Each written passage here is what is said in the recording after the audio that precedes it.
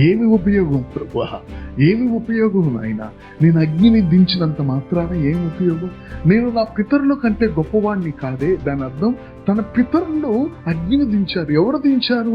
హేబేలు ప్రార్థించినప్పుడు. లేఖనాల్లో లేదు గాని పాత నిబంధనలో దేవుడు ఆ అర్పణను అంగీకరించే విధానం ఎలాగో తెలుసండి. పాత నిబంధన అంతట్లో అర్పణను అంగీకరించే విధానం నువ్వు మంట పెట్టడం కాదు, ఆకాశం నుంచి అగ్ని వచ్చి దేవుడు దహిస్తాడు. నా పితరుల కంటే నేనేమి గొప్పవాడినేమి కాదు. ఎందుకు అంటున్నాడు ఆ మాట? అగ్నిని కుమ్మరించావు కదా, అగ్ని వచ్చింది కదా, ఎందుకు నువ్వు పితరుల కంటే గొప్పవాడు కాదంటున్నావంటే, అయ్యా ప్రజలు నిన్ను దేవునిగా సన్మానించలేదు, ప్రజలు నిన్ను దేవునిగా గుర్తించలేరు, ప్రజలు దేవునిగా నిన్ను ఇంకా అంగీకరించలేదు. నేను ఎన్ని అగ్నిలు దించితే ఏమి, నువ్వు సన్మానించబడినప్పుడు దేవుడిగా నన్ను తీసేసుకో. నేను బ్రతుకుతుంది దీనికోసమే.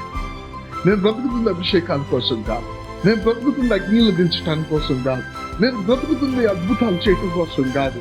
నేను బ్రతుకుతుంది ఈ ప్రజల హృదయం నీ వైపు తిరిగి నిన్ను సన్మానించాలి. ఆ మాట ఏమిటో తెలుసా? హల్లెలూయా బి థై నేమ్. పరలోకమందున్న మా తండ్రి, నీ నామము పరిశుద్ధపరచబడును గాక. ఇది మా యొక్క జీవితం యొక్క లక్ష్యము ఈ భూమి మీద. నా గురి ఈ భూమి మీద, నా గురి ఏమిటంటే let the people Lord holler you.